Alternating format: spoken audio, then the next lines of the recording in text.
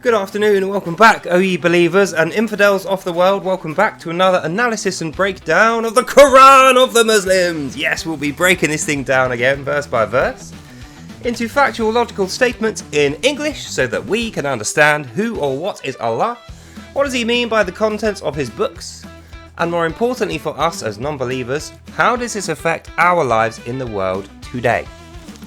So before I start, I'm going to tell you, as I always do, if you have any doubts as to the things I'm going to say or have previously said, please buy, translate and read an Arabic-only Quran, which is the only divinely inspired, perfectly preserved word of Allah Akbar, and not the work of Satan, which is what Allah calls any translation or interpretive works. Once you have done that, you will recognise everything I'm about to say or have previously said is 100% true and accurate of the words of Allah and what Muslims actually believe today, despite their many denials. So if you've been paying attention and you watched this morning's premiere edition, first premiere I've done, you'll remember that we went through more Al-NIISA, the Book of Women, in which Allah instructs his men how to obtain women, how to train women, and how to abuse and use his women as a tool for profit, so that they can contribute to the holy jihad, the war chest, at the same time remain moral and sinless and without the filth of the women by washing it off for themselves. Of course, it's nothing to do with them while they're having sex forcibly with these women and forcing them into Islam. The sin's all on the women. Brother, it's all their fault and not the Muslims' fault. And they know this because Allah tells them at the mosque while they're giving the money over, it's fine, it's all the women's fault. So with that in mind, let's carry on. So what I thought it might be worth doing, now that we've gone through the Arabic version of verse 43 through 48, that's what we did this morning, let's compare it to what's in the English one, because this is the one that Muslims seem to be more relatable with. This is the one that Muslims actually seem to read. It's almost like they can't actually speak or read Arabic, most of these Muslims, because they totally avoid this one in any debates, even though this one is the word of Allah. So it would be useful for us if we know both. And so that we can know both, that's what we're going to do now. We're going to go through the English translation. The work of Satan is what Allah calls it, but let's have a read of it anyway. Ooh, keep away from Satan. So, we start with line 43. So it's a long one. I'm going to break it down as I read it.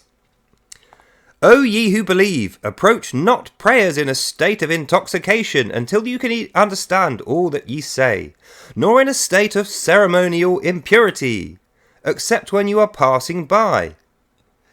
That's weird, isn't it? That's almost, it's not completely different, but it's a little bit different to what we read this morning in Arabic. So, O ye who believe, approach not prayers in a state of intoxication. That's pretty much the same, saying don't pray when you're drunk or go anywhere near to the mosque. Don't bring your drunkenness near to Allah. Keep it with the woman. And I speculated that the only reason that you'd have alcohol there is because you're plying these poor defenseless sex slaves with alcohol so that they can more easily get through their day of having sex with complete strangers so that you can take the money off them while you are admonishing them, beating them, starving them and telling them they're sinful and evil, and then at the end of the day forcing them through rape and beatings to become Islamic in the morality of Allah. This is how you do things. That's how you make these women believe in Allah. You beat them, you get them drunk, you starve them, you do all kinds of horrible things to them, you put them on their back and you rape them until they surrender. So that's what he's talking about here. But then he says, until you can understand all ye say, nor in a state of ceremonial impurity, except when you are passing by. So that's almost like saying, as long as you don't go into the actual prayer room, you can actually be at the mosque without washing your genitals. Notice they've taken the part about washing your genitals in water or sand completely away. Obviously, talk of washing genitals was too disgusting to put in Satan's copy of the Quran. But Allah thought it was fine. So that's why the talk of the washing of genitals is in the Arabic one, but not in this one, as far as I know. Then he goes on to say, until after washing your whole body, if you are ill on a journey, or one of you has cometh from the privy, that's a toilet, a Latin word, a Roman word for toilet, or ye have been in contact with any women. So now it's not actually having sex with women, it's just being in any contact with women, brushing past one on the tube or saying, hi, all right, mate, to one of your friend's many wives. That also is included in contact with women. So even though this one used more coarse language and was more direct about the sin being on the woman, the sexual filth and the fornication sin being on the woman, and you having to wash it off from her, this one isn't even saying that. This one is saying completely just stay away from women 100% altogether. Don't talk to them or look at them if you're on your way to the mosque, because you'll be having unclean, impure thoughts about them. Because obviously you're thinking about fornication virtually every single minute of the day, according to Allah. And that's backed up in here, because you're not even allowed to talk to them now. So we've upgraded it from you're not allowed to have sex with them before you, or unless you wash afterwards before you go to mosque. Now, just completely duck away from women. Don't go near them. Which I suppose this is a little bit more westernized, because if all you think of women is sex and sin and filth, you probably should stay away from them. Then he goes on. If you have been in contact with women and you find yourself no water, then take yourselves clean sand or earth and rub there with your faces and hands. So he misses out again the genitals bit. So I think what Satan has picked up on, which Allah obviously didn't in his Arabic version, is that the genitals are the bit which create the sin. If you weren't waving your genitals at every passing woman, O Muslim, and inserting them in places they were not invited, perhaps it wouldn't be so immoral and so sinful. Satan knows this. Why don't you? Allah! Allah, come here a minute. Allah, mate. Allah, come on, over here. How is Satan, the progenitor of all evil and immorality on earth, how is he more aware of women's rights and how to have decorum than you are? Are you just... Did you write both of these? Is that what's going on here? You've written this one to try and be more Western so that it's more palatable for your target audience in the West. But actually, you know, your Muslims, they don't care about this stuff because they listen to you. Is that what's going on here, Allah? Because that's how it looks to me. Go away, Allah. So let's carry on. That's the end of that verse. And we turn on to 44. Hast thou not turned thy thoughts to those who were given a portion of this book? They traffic in error and wish that you should lose the right path. This is completely different. Let's revise 44 in the Arabic one. 44 in the Arabic one said, have you not seen those who offer to Allah only filth? Those whose portion is wrath, the Jews and Christians? And in 44 in English, hast thou not turned thy thoughts to those who were given a portion of the book? Now correct me if I'm wrong. Jews and Christians aren't given a portion of the book. Their portion is wrath, remember? Remember, Allah, you said their portion is wrath because they don't have this book? So this is the opposite of that. And this is just further proof that this one here, O Muslim infidels who read this, this is not the word of Allah. This is definitely Allah tricking Westerners, and that is why he attributes this to Satan when he's back home. It's the two faces of Allah. One has got red face and horns and goat legs and is called Satan, and the other one just looks like a Muslim dude and is called Allah, but they're the same guy. It's a oneness. So anyway, the reason he's saying this, and then he finishes off by saying, they traffic in error and wish that you should lose the right path.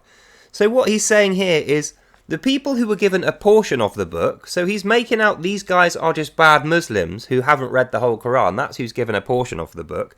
They're the ones who are trafficking in error and are trying to make you lose the right path. It's not the sex slaves who you've just forcibly had sex with and beaten and raped. They're not even mentioned. But they do exist in Allah's Arabic Quran. That's why they're there. Because everyone knows who's a Muslim, and when they go to the mosque, that's what they read about.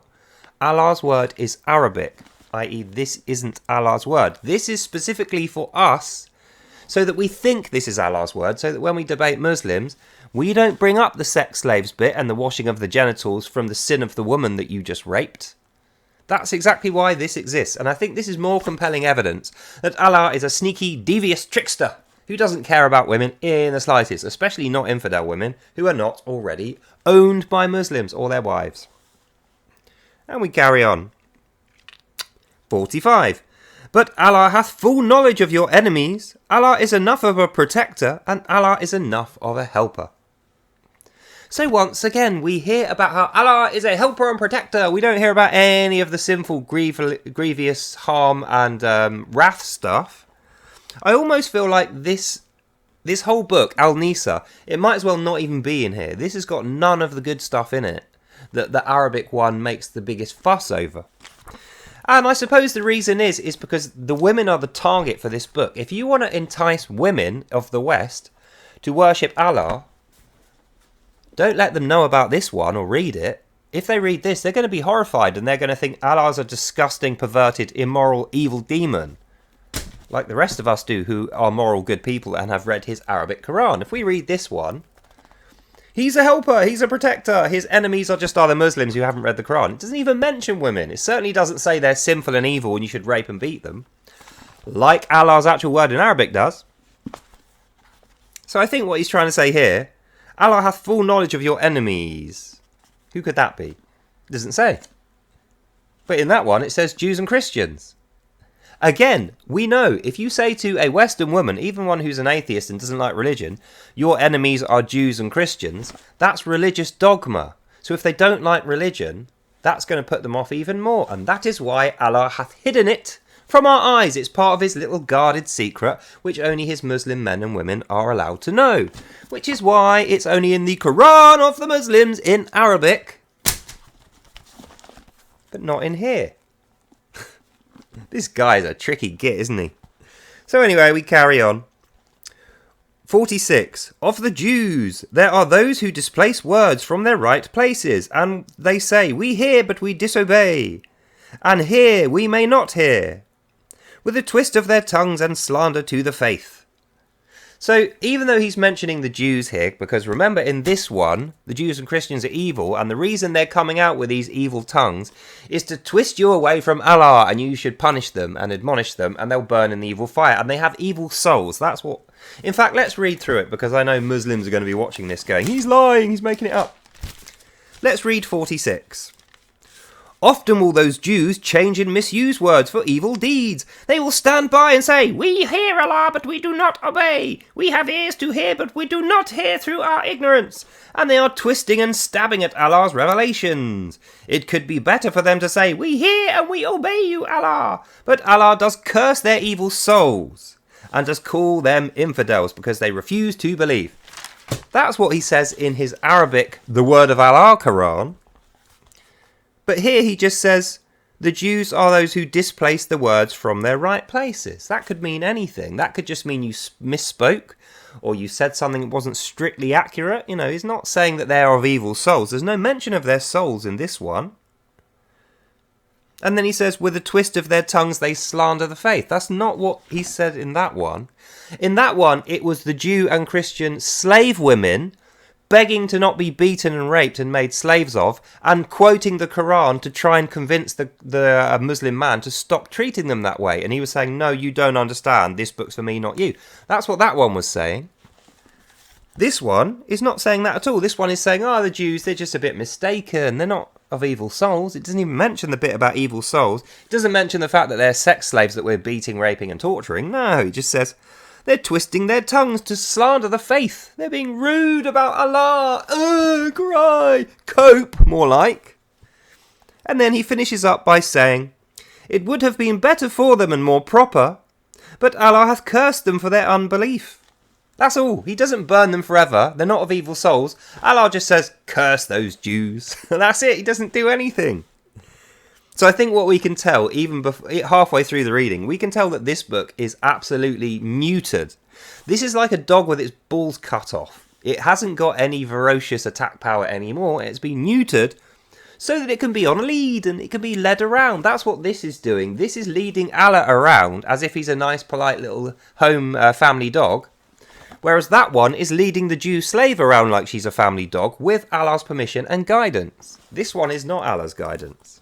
So I suppose he was right to say this is not the real Quran, this is the work of Satan. But where he made his mistake is to think that this wasn't. This is also the work of Satan. These two books together are the works of Satan combined. Version 1, version 2.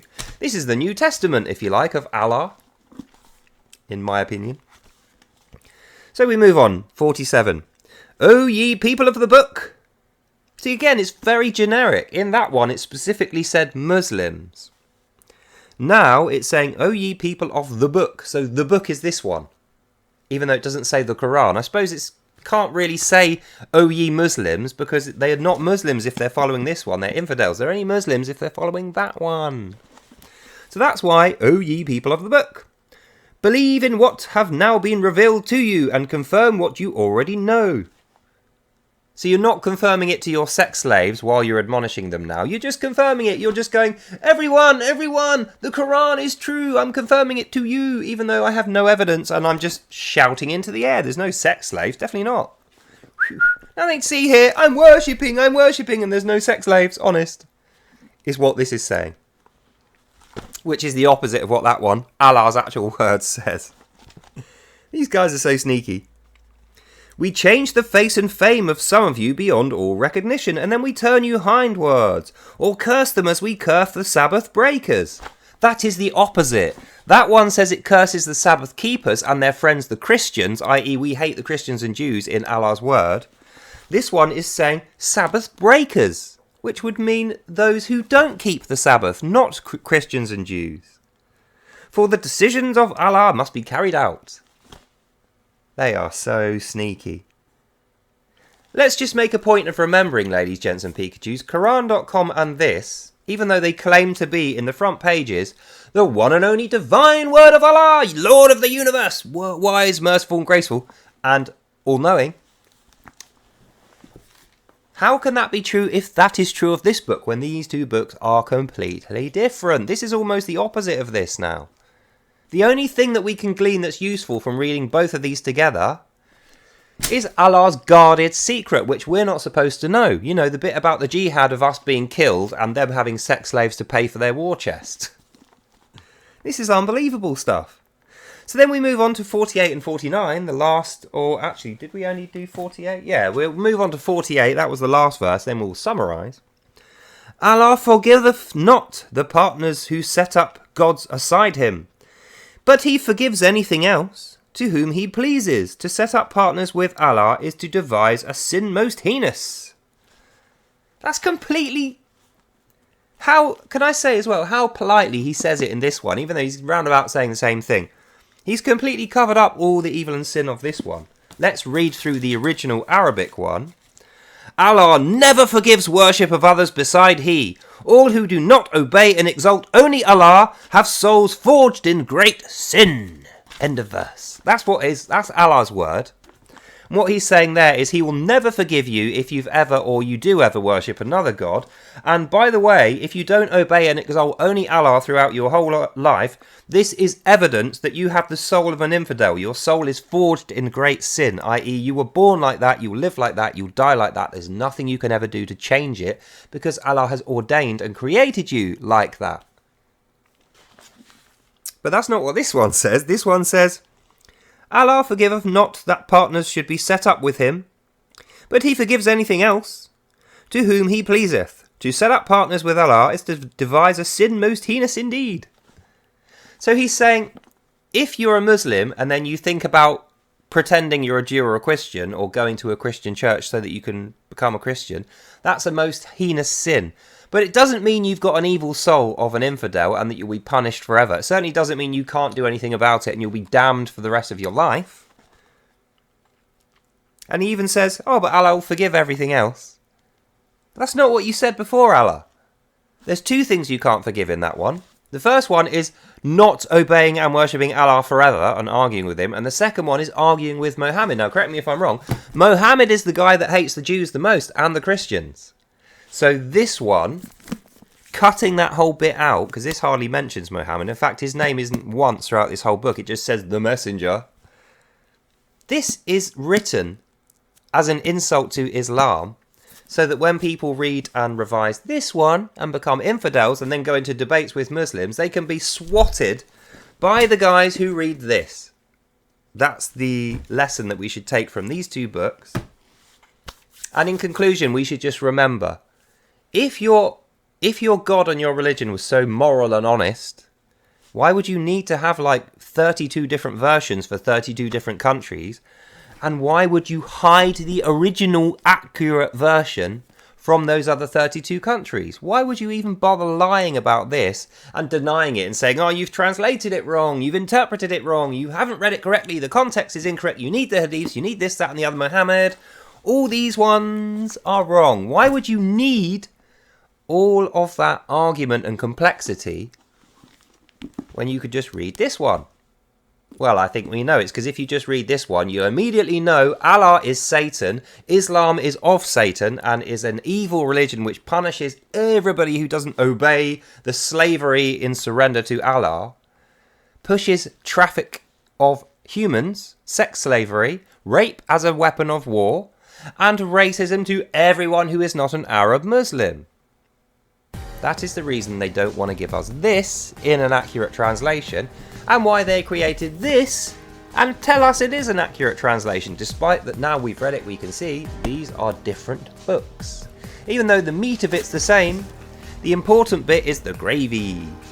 And the gravy is completely missing from that English one, and that gravy is Allah's guarded secret, which is the end times genocidal prophecy, the holy jihad against the West, which is the positioning, the stealth jihad and the full jihad where they kill us all, the having the sex slaves and trafficking them throughout the nations to bring money back to the mosque in Mecca so they can build their war fund to fight the holy jihad, and worst of all, the absolute mistreatment of women and the blatant racism against everyone, not just Christians and Jews, everyone who is not an Arab Muslim.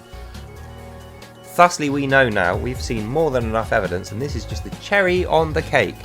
Allah is racist, sexist, misogynist, he's all of those things, he actually is though, and he's evil.